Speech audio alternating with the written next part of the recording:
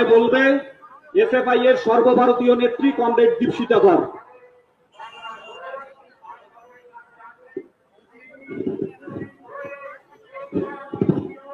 দেখো প্রিয়তমা আকাশে উড়ছে প্রীতিলতার নিশান, স্বামী বা কর্তা শব্দগুলোকে করে ফেলে খান খান।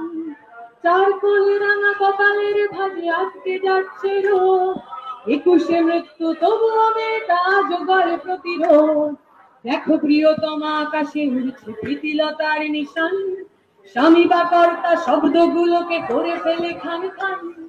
চার কোলে রাঙা কপালের ভাজে আটকে যাচ্ছে রোদ, 21শে মৃত্যু তবুও মেয়েটা জোগাড় প্রতিরোধ।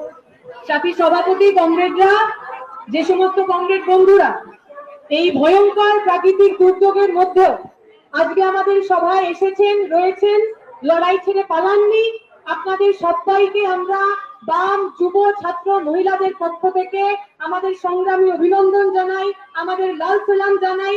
আপনারা বুঝিয়ে দিয়েছেন মমতা ব্যানার্জিরা যতই বলুন না কেন এবার উৎসবে ফিরতে হবে। মমতা ব্যানার্জিরা যতই ভয় দেখানোর চেষ্টা করুন না কেন এবার উৎসবে না ফিরলে সমস্যা হয়ে যাবে। আপনারা বুঝিয়ে দিয়েছেন যারা লাল ঝান্ডার রাজনীতি করতে আসে তারা কোনো মমতা ব্যানার্জির বাপকে ভয় পায় না, তারা কোনো তৃণমূলকে ভয় পায় না, তারা কোনো পশ্চিমবঙ্গ সরকারের জেল লাঠিকে ভয় পায় না। আমার আগের বক্তারা বলেছেন যে লড়াই আন্দোলনের মধ্যে দিয়ে বিগত 1.5 মাস ধরে আমরা চলেছি, যন্ত্রণা থেকে এসছে মানুষ রাস্তায়। অনেকের মনে হচ্ছে যে হয়তো রাজনীতির জন্য মানুষ রাস্তায় নেমেছে। এই তো আনিস খান বসে আছেন, আনিস খানের বাবা তার ছেলেকে হারিয়েছেন, তিনি জানেন সন্তান হারানোর যন্ত্রণা কি। তিনি যখন আজকে আমাদের এই সভায় এসে বসেছেন তিনি তিলোত্তমার মা বাবার মতো একজন সন্তান হারা পিতা হিসেবে বসেছেন।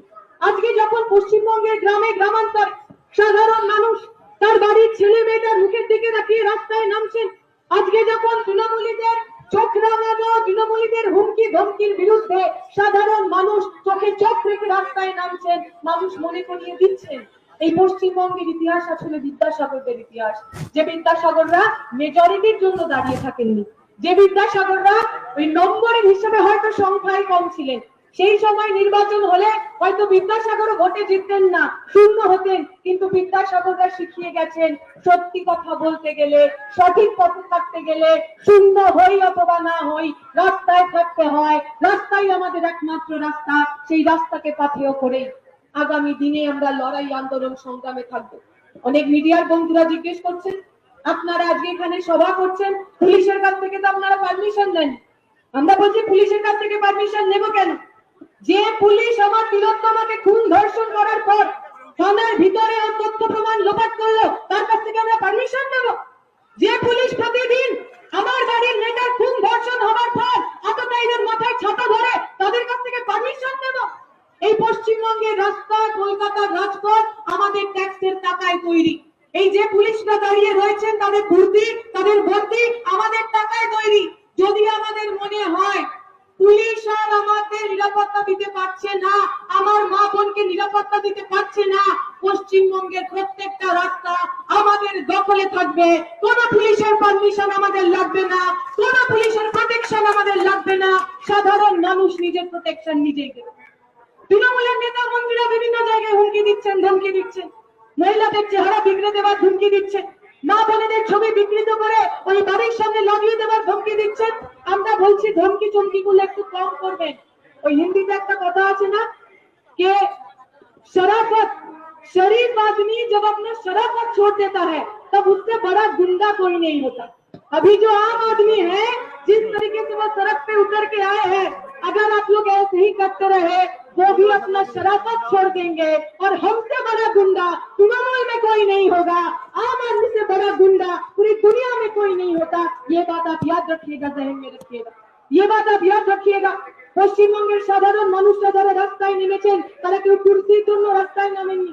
যে ডাক্তাররা দিনের পর দিন রাস্তায় বসেছিলেন তারা স্বাস্থ্যমন্ত্রী হওয়ার জন্য রাস্তায় বসে থাকেননি, তারা তাদের সহকর্মী আমার আপনার নিরাপত্তার কথা ভেবে রাস্তায় নেমেছেন। তাই ওদের পাশে দাঁড়াতে হবে, ভুলে গেলে চলবে না। যে রূপসা মন্ডলদের জেলের মধ্যে পড়তে চেয়েছিল, যে কলকান দাশগুপ্তকে জেলের মধ্যে পড়তে চেয়েছিল, কলকান দাশগুপ্তর অপরাধ কি?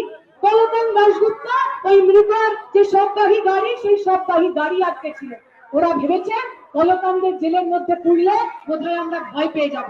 ওরা জানে না কলকান দাশগুপ্ত সুদীপ্ত গুপ্তর কমরেড। আমাদের কলকাতার রাস্তায় খুন করে ফেলা যায়, কিন্তু এই স্বাধীনতা, গণতন্ত্র, সমাজতন্ত্রের পতাকা আমাদের কাছ থেকে কেড়ে নেওয়া যায় না। কলকান দাশগুপ্তরা প্রমাণ করেছে, जेल के ताले कच्चे थे, हमारे कॉमरेड सच्चे थे। जेल के ताले टूट गए, हमारे कॉमरेड छूट गए।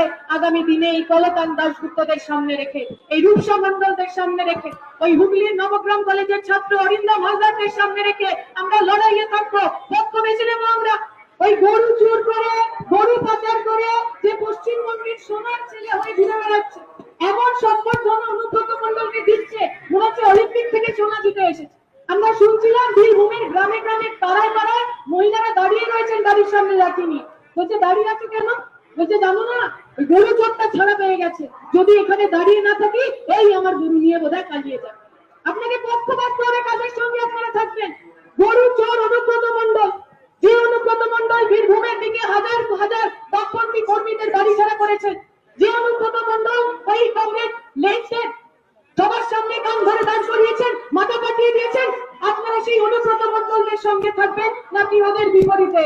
সেই দিনকে ওই সপ্তাহে গাড়ি আটকে ছিল যারা, সেই মীনাক্ষী, ধ্রুবদা, দেবাঞ্জন, প্রণয় কলকান্দের সামনে দাঁড়িয়ে স্পষ্ট করে বলবেন, আমার মাটি আমার মা ধর্ষকদের হবে না, আমার মাটি আমার মা তৃণমূলের হবে না।